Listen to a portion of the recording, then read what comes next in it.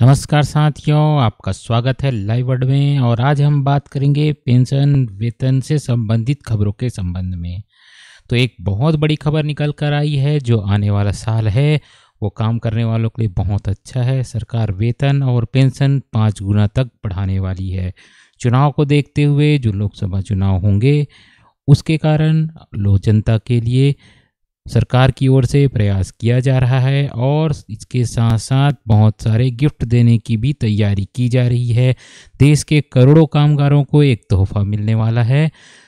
2019 में आम चुनाव से पहले असंगठित क्षेत्र के लगभग 48 करोड़ कामगारों को न्यूनतम मजदूरी और मासिक पेंशन देने की योजना बनाई जा रही है। और ये योजना होगी तो लगभग 48 करोड़ लोगों को 5 गुना तक वेतनमान मिल सकता है। इसके साथ साथ जो पेंशन है वो बढ़ाकर 1,000 रुपये से 3,000 रुपये की जा सकती है। केंद्र सरकार ने श्रम मंत्रालय के इस संशोधन के संबंध में the code on wage bill को कैबिनेट की सहमति के लिए भेज दी रहा है। इस बिल में ड्राइवर, स्वीपर, रसोइया, गार्ड्स आदि का न्यूनतम वेतन 9,900 करने की सिफारिश की गई है। साथ ही 26 दिसंबर को the code on wage bill का प्रपोजल आ गया था, लेकिन इसकी समीक्षा करने के बाद इसे स्थगित कर दिया गया और अब ये फिर से 2 जनवरी को स्वीकृत होने के लिए आएगा। जो the code on wage bill क्या चीज़ है? ये है कामगारों को न्यूनतम वेतन मिलने के लिए कानून बनाया जा रहा है, जिससे कामगारों को न्यूनतम वेतन मिल पाएगा। ये कानूनी हक के रूप में बताया जा रहा है। 2017 में संसद में एक बिल लाया गया था। मजदूरी की सीमा एक कमेटी की ओर से निर्धारित की गई थी। इसके लागू होने के बाद देश के समस्त मजदूरों को एक न्यूनतम वेतन मिलेगा। चूँकि इसमें कुछ संशोधन की आवश्यकता थी तो इसे फिर से स्टैंडिंग कमेटी के पास भेजा गया था और फिर इसके बाद इस बिल में ये व्यवस्था रहेगी कि महीने में 7 तारीख को वेतन मिल जाएगा, साथ ही 1 दिन छुट्टी मिलेगा हफ्ते में। इसके साथ साथ लेबर इंस्पेक्टर की भी तैनाती की जाएगी, जो यह नज़र रखेगी कि वास्तव में जो ये योजना बनाई गई है, न्यूनतम वेतन बनाया गया है, छुट्टी दी जा रही है या नहीं। इसके साथ साथ यदि कोई परेशानी होगी तो लेबर इंस्पेक्टर इसके लिए शिकायत दर्ज करेगा, जांच करेगा और फिर अगर कोई दोषी होता है न्यूनतम वेतन नहीं देने के लिए या छुट्टी प्रदान नहीं करने के लिए तो वो कार्यवाही कर सकता है। और इस प्रकार से पूरी तरह से अमली जामा पहनाया जा रहा है। इसके साथ साथ पेंशन के लिए भी लगभग 17.6 लाख कामगारों को पेंशन दिया जाता है, जो कि अब बढ़ाने की योजना बन रही है। और ये योजना हो जाएगी तो इन सभी के लिए नया साल बहुत ही अच्छा रहेगा, क्योंकि काम करने के लिए सभी लगे रहते हैं, लेकिन जो वेतनमान है, छुट्टियां हैं, वो सही तरीके से नहीं मिल पाती। और इसे देखते हुए सरकार ने योजना बनाई है कि समस्त असंगठित क्षेत्र के जितने भी लोग हैं उनको सही तरीके से वेतन मिल सके, छुट्टी मिल सके और वे अपने जीवन को सही तरीके से जी सके। तो एक बहुत अच्छी योजना है, जो कि बहुत जल्द ही योजना धरातल पर आने वाली है। इसके साथ साथ एक बड़ी खबर है BSNL के कर्मचारियों के लिए।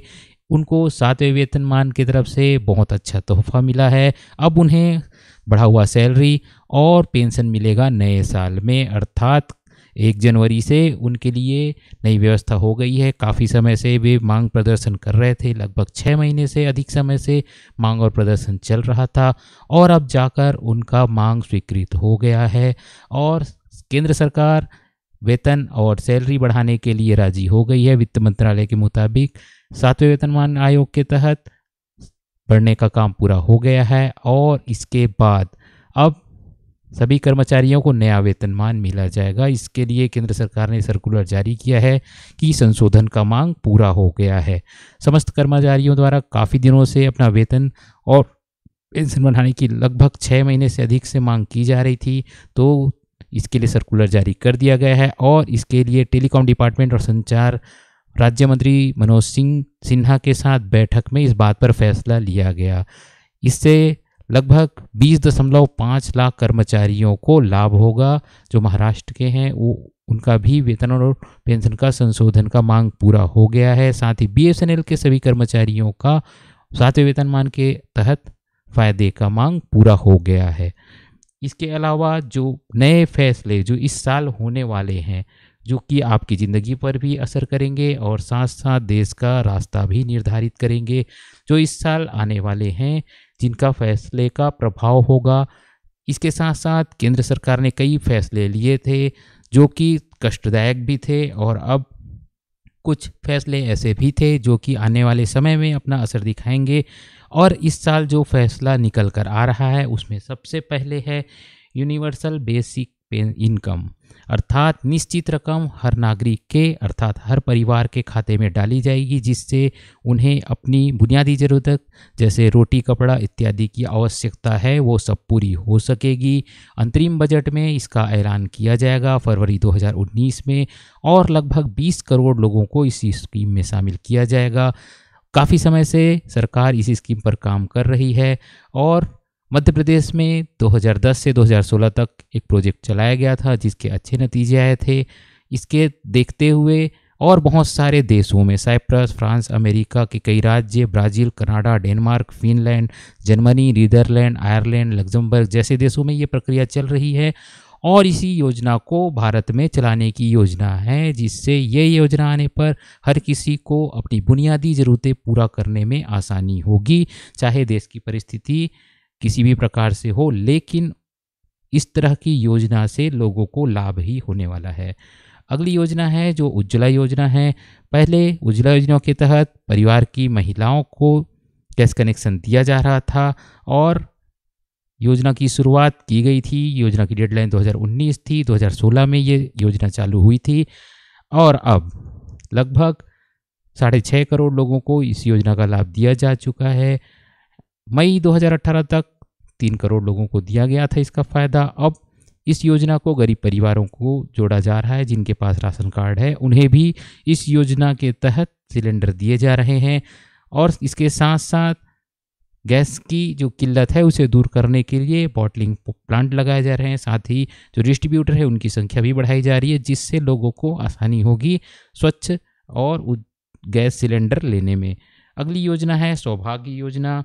चूँकि बिजली विद्युत की आवश्यकता हर घर को होती है, तो इसे देखते हुए 2017 में एक योजना चलाई गई थी उज्ज्वला की, और इसका डेडलाइन मार्च 2019 रखा गया था।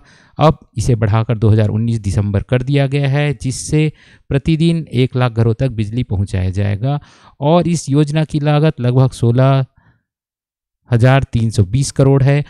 इस योजना का 40% खर्च केंद्र सरकार उठाती है, जबकि 10% राज्यों को देना होता है, बाकी फिर लोन के तहत लिया जाता है। इस तरह से इस योजना को चलाया जा रहा है, और उम्मीद की जा रही है कि इस योजना के तहत हर घर में बिजली पहुंच जाएगी। उज्ज्वला योजना के तहत हर घर में गैस पहुंचाने का लक्ष्य है। यूनिवर्सल बेसिक इनकम के तहत हर व्यक्ति को बुनियादी सुविधाएं देने का लक्ष्य रखा गया है। एक और योजना है प्रधानमंत्री आवास योजना। हर किसी को घर प्रदान करने के लिए, हर किसी को शेल्टर देने के लिए इस योजना को बनाया गया है। तो इस योजना का लक्ष्य है हर किसी के लिए घर दिया जाए। तो 2020 तक 1 करोड़ घरों को मंजूरी देने का काम सोचा गया है, और ये अनुमान लगाया जा रहा है कि इस योजना के पूरा हो जाने के बाद हर किसी के पास आवास हो पाएगा।